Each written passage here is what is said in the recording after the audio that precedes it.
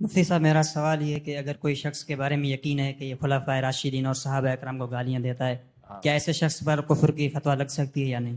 دیکھو، جو حضرت ابو بکر حضرت عمر کو گالیاں دیتا ہے اس کا اسلام سے کوئی تعلق نہیں ہے، کیونکہ حضرت ابو بکر کی صحابیت کو قرآن نے بیان کیا ہے. اس لیے علامہ شامی نے لکھا ہے جو حضرت ابو بکر کی صحابیت کا انکار کرے وہ غیر مسلم ہے، کافر ہے، وہ مسلمان نہیں ہو سکتا. لیکن جو کر رہا ہو اسپیسیفک اس تک فتویٰ لگانا چاہیے، سب کو ایک لاٹھی سے نہیں ہانکنا چاہیے. سمجھ رہے ہو؟ عمر بن خطاب کا قول ہے کہ حق کی پہچان ہے کہ سر چڑھ کر بولتا ہے. پتہ نہیں یہ خط میں نے حضرت عمر کا قول میری نظر سے نہیں گزرا، کوئی ریفرنس ہونا چاہیے اس کا. آج کل سب سے زیادہ بڑھ چڑھ کر شیعہ بول رہے ہیں، اس لیے کہ گورنمنٹ کی طرف سے بولنے پر پابندی نہیں. جب پابندی نہیں ہوتی تو سب بڑھ چڑھ کے بول رہے ہوتے ہیں، تو بولنے دو بھائی، آپ بھی بول لو بڑھ چڑھ کے. وہ اگر کسی صحابی کی توہین بڑھ چڑھ کے کر رہے ہیں، آپ ان کی تعظیم بڑھ چڑھ گئی. قانون تو پاس ہو گیا تھا توہین صحابہ کا، یہ تو ہم لوگوں کی غلطی ہے. ابھی پورا کام ہوا نہیں تھا، پہلے ہی ہم نے بغلے بجانا شروع کر دی. وہ توہین صحابہ قانون پاس ہو گیا تو سینٹ سے پھر وہ منظور ہی نہیں ہوا. تو کام پہلے پورا ہو جائے اس کے بعد انسان کو کرنا چاہیے. مٹھائیاں پہلے بڑھ جاتی ہیں ہمارے یہاں، ابھی شادی ہوئی نہیں، مٹھائیاں پہلے بڑھ گئی تو ہو گئی شادی. پھر بیوی تھوڑی کرنے دے گی، پھر عین موقع پہ پڑا ہوگا. تو جس نے شادی کرنی ہے 2 کر لی 3 کر لی، اس کے بعد بتا دے ہو گئی. پہلے سے شور شرابہ کرے گا نہیں ہوگی. تو قانون ہمارے یہاں جب کوئی قومی اسمبلی میں بل پاس کرواتے ہیں نا، شور بہت ہو جاتا ہے طریقے سے. اور شور بھی کیوں ہوتا ہے؟ ہر آدمی چاہتا ہے میں اپنا نام کیش کراؤں، میں نے کرایا ہے میں نے کرایا ہے. چھپ کر کے کرا دو کام پورا، بھلے اس کے کھاتے میں ڈال دو اس نے کرایا ہے، کام تو ہو جائے گا نا. تو چھپ کر کے کام نہیں ہوتے ہمارے یہاں. شرابی یار، یہ شیعہ سنی مسئلے نہیں پوچھا کرو، پھر پھڈے ہوتے ہیں شیعہ لڑائیاں سنی. پھر ایک طرف لوگ کہتے ہیں مولوی لوگ آپس میں لڑتے رہتے ہیں، اور لڑواتے بھی خود ہی ہیں. مولانا اشرف شغبوری رحمۃ اللہ علیہ کا ایک بیان آیا تھا ملامتی فرقہ، اور اس کا نام رکھا تھا مولوی ملامتی فرقہ ہے. فرمایا اگر غریب ہوگا نا، لوگ کہتے ہیں ان کو تو کپڑے پہننے کی تمیز نہیں ہے، پھٹے پرانے کپڑے پہنتے ہی، ہمیں کیا گائیڈ کریں گے. اگر اس کے پاس پیسہ آئے کہتے ہیں خود تو گاڑیوں میں گھوم رہے ہیں، انہیں غریبوں کا تو پتہ ہی نہیں ہے. ہمارے نبی کی زندگی دیکھو، جو کی روٹی تھی. اور اگر یہ جو ہے انگلش سیکھ جائیں تو بھائی یہ مولوی ہیں تو انگریزوں کی نقل اتارتے ہیں، انگلش ٹھش پھش کرتے رہتے ہیں بیٹھ میں، سادگی تو ہے ہی نہیں. انگلش نہیں آتی، ابے ان کو انگلش تو آتی ہی نہیں، جو بین الاقوامی زبان ہے. ہمیں تو پڑھے لکھے لوگ اچھے لگتے ہیں. سوٹ ٹائی پہنے گا، بولتے ہیں ان کو تو سنت لباس سے نفرت ہے. شلوار قمیص، ابے ان کے تو ماڈرن لباس ہی نہیں ہے ان لوگ کا. تو کسی حال میں دنیا خوش. وہ ایک گدھے والا قصہ سنا کے بس آگے چلتا ہوں. ایک آدمی اپنے بیٹے کے ساتھ جا رہا تھا، پرانے زمانے میں جب گدھوں کا سفر ہوتا تھا. تو اب باپ گدھے پہ آگے بیٹھ گیا، بیٹا پیچھے، ایک گدھا 2 بندے. لوگوں نے کہا عجیب زمانہ آ گیا ہے، اتنا سا گدھا ہے اس پہ 2 بندے بیٹھے ہوئے ہیں، ظلم ہے جانور پہ. تو باپ نے کہا چل بیٹا تو اتر جا، میں بیٹھتا ہوں، میں باپ ہوں، تو آگے گدھے کو لے کے چل. اب جب آگے چلے لوگوں نے کہا کہ باپ ہونے کا ناجائز فائدہ اٹھا رہا ہے، وہ بچہ کمزور ہے، تجھے تو چاہیے تھا بچے کو بٹھاتا، خود نیچے رہتا. بس باپ اللہ نے بنا دیا تو اب باپ ہونے کا ناجائز فائدہ. اس نے کہا چل بیٹا تو بیٹھ جا، میں نیچے اتر جاتا ہوں. آگے گئے ہیں، لوگوں نے کہا ابھی سے بچے کو بدتمیز بنا رہا ہے، میں ابھی سے اپنا احترام نہیں سکھا رہا. بچے کو لے کے سفر کر رہا ہے، بچہ تو بدتمیز بنے گا نا، باپ کا احترام سیکھے گا اس سے. تو اس نے کہا یار دونوں نیچے اترتے ہیں، گدھے کو خالی لے کے چلتے ہیں. گدھے کو خالی لے کے جا رہے تھے، لوگوں نے کہا گدھا وہ ہے، دیکھنے میں لگ وہ رہا ہے، حرکتیں یہ کر رہے ہیں گدھے والی. جب سواری موجود ہے تو پیدل کیوں جا رہے ہو بھائی؟ سمجھ رہے ہیں؟ بنایا اللہ نے گدھا اس کو، حرکتیں کن کی گدھے والی ہیں؟ ان کی. اس نے آگے جا کے گدھے کو دریا میں پھینکا، بولا ایسے ہی ٹھیک. تو بے وقوف آدمی تھا وہ جو گدھے کو پھینک دیا. ہونا یہ چاہیے تھا بھائی جو سمجھ میں آ رہا ہے کرو، پبلک کی باتوں کی پرواہ مت کرو. پبلک جب میں پٹ پٹی پہ جاتا تھا اس وقت بھی مجھ پہ اعتراض کرتی تھی، جب میں ریوو میں جا رہا ہوں تو پبلک کو اس وقت بھی اعتراض. السلام علیکم. وعلیکم السلام.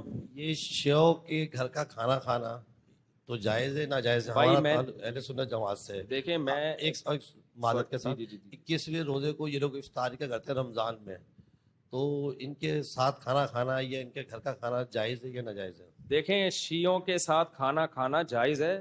انسان ہے، پاکستان میں رہتے ہیں، کوئی حرج نہیں ہے، لیکن بات شیعوں کے کھانے کی نہیں ہے، بات ہے محرم کا کھانا یا ربیع الاول کا کھانا، تو چاہے وہ سنی ہو شیعہ ہو، کیونکہ کنڈے تو سنی بھی کرتے ہیں اور ربیع الاول کے حلوے مانڈے تو سنی بھی چلا رہے ہیں، تو بات شیعہ سنی کی نہیں ہے، بات یہ ہے کہ جو بھی بدعت کا کھانا کرے گا، چاہے وہ محرم کا ہو، چاہے وہ ربیع الاول کا ہو، چاہے وہ تیجے کا ہو، چاہے وہ 40ویں کا ہو، چاہے وہ دیوبندی کا ہو، چاہے اہل حدیث کا ہو، وہ بدعت کا کھانا جائز نہیں ہے. سمجھتے ہیں؟ تو ہمیں کسی مسلک سے کوئی بیر نہیں ہے، ہمیں یہ ہے کہ بھائی یہ کھانا مذہب کے نام پہ آپ کھانا کھلا رہے ہو جبکہ مذہب سے اس کا ثبوت نہیں ہے، تو اس کھانے میں شرکت سے بدعت کی تائید ہوتی ہے، اس لیے اس سے اوائڈ کرنا لازم ہے. السلام علیکم. وعلیکم السلام. ہم اہل سنت جیسے چار امام کو حق میں مانتے ہیں. جی. اب شیعوں کے جو امام 12 جو کہتے ہیں، تو مطلب آپ کے خیال میں کہاں تک امام صحیح ہے؟ مطلب ہے جیسے حضرت علی سے کہتے ہیں پہلے امام ہے، تو کہاں تک امام صحیح ہم سمجھ سکتے ہیں؟ دیکھیں، شیعوں میں امامت کا کانسیپٹ الگ ہے، اہل سنت میں امامت کا کانسیپٹ الگ ہے. شیعوں میں جو امامت کا کانسیپٹ ہے میں اس پہ بحث نہیں کروں گا، وہ آپ شیعوں سے جا کے پوچھیں، ان کے ہاں امام اور پیغمبر تقریباً ایک ہی جیسے ہو گئے ہیں. جبکہ اہل سنت میں امام کا کانسیپٹ یہ ہے کہ قرآن و حدیث پہ جو ریسرچ کی ہے تو وہ ماہر تھے ریسرچ کرنے والے، غلطی ان سے بھی ہو سکتی ہے لیکن ان سے غلطی کا امکان کم ہے، تو ان کی تحقیق ہے، تحقیق قرآن و حدیث اور صحابہ کو سامنے رکھ کے ہی کی ہے. تو اس لیے اگر 100% یقین سے ثابت ہو جاتا ہے اگر ہمارے سامنے کہ اس میں امام حنیفہ کا قول قرآن و سنت کے خلاف ہے، تو اہل سنت پھر اللہ کے نبی کی بات کو لیں گے، امام حنیفہ کے قول کو نہیں لیں گے، اور کرتے بھی ایسے ہی ہیں. لیکن شیعوں کے ہاں جو امامت کا کانسیپٹ ہے وہ پتھر پہ لکیر ہے بالکل، سمجھ رہے ہیں؟